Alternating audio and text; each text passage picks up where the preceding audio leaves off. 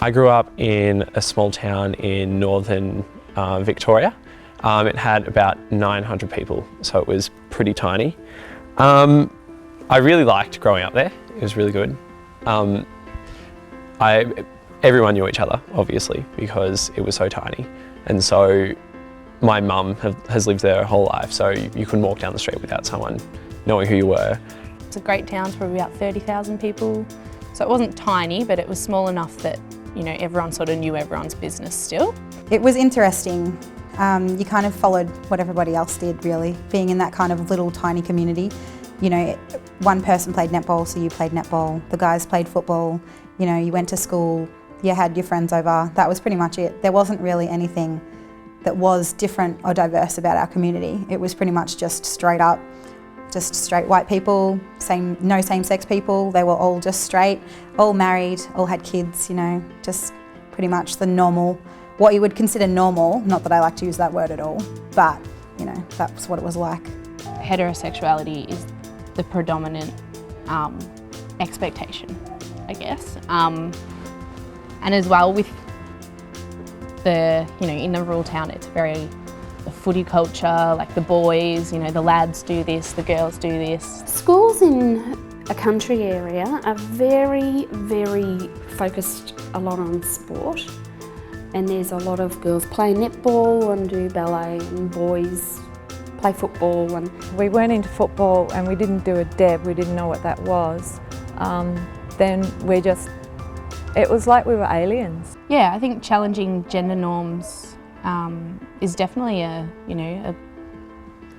thing that needs to be conquered sort of in sexuality education. And I think especially in rural areas, coming to the city, I think not just around sexuality, but I think sort of being yourself is more accepted in the city because there's so many different cultures, there's so many different people.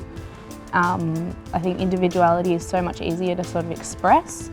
The schools that I've been to have been pretty good, like guest speakers and games and fun facts and that sort of stuff. Sexual ed classes, they're not culturally appropriate, like they're not based around the cultural standings.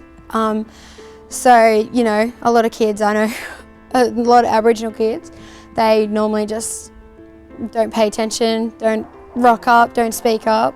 So it's pretty disappointing in that way. My peers, you know, they didn't attend those classes, and like my parents allowed me to attend them, but you know, the different cultural background, like the Arabic students there, you know, they kind of impacted me in a way. Like I couldn't go just do those classes. But like if I was in a school with just like English people, probably I would have attended them. I don't really think there was much there that was too good for me, because I didn't really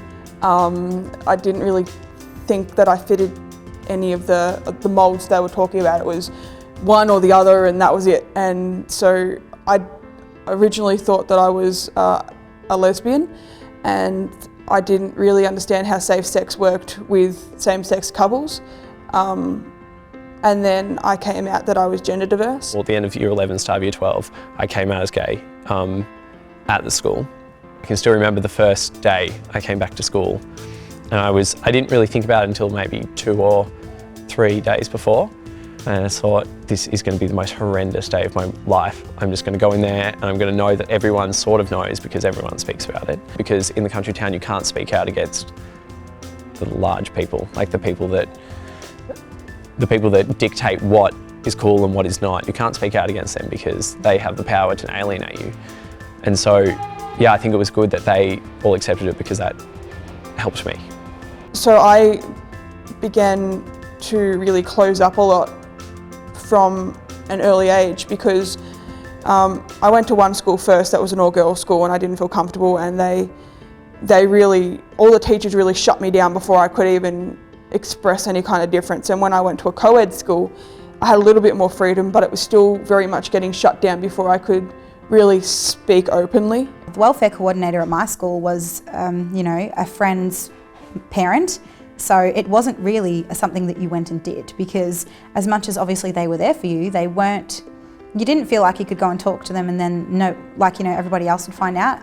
There's a lot of services available for young people, but whether they're accessing them is another story. I did go and speak to them a few times about a few different issues.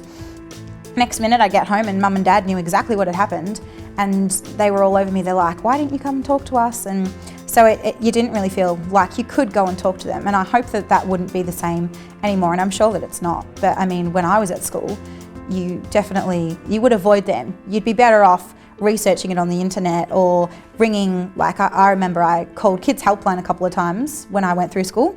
That helped, but I mean, at the same time, there should have been somebody that you could have trusted and confided in. Kids are doing it for themselves as well with Facebook pages. Back in my day, all it was a GP. But these days, if you look, you can find all these networks, and it can help. I just would love the teachers to actually explain that to children as part of their curriculum. There are people to help you. I'm a person to help people. There are so many different strategies that we can put in place as a community that I don't think that we're fully engaging in. In terms of the culture of the school, I know when I first came out, I had a really great teacher, and she was obviously a teacher and authority figure, but she was a friend as well. I think it's really important that people are open-minded with, teaching sexuality. If it's not your views yourself or your beliefs yourself, you still need to, equip your students to make their own ideas and, make up their own minds for doing that, and, making that choice or their own choices, and giving them, all the resources that you can so they are well equipped to make the best choices possible.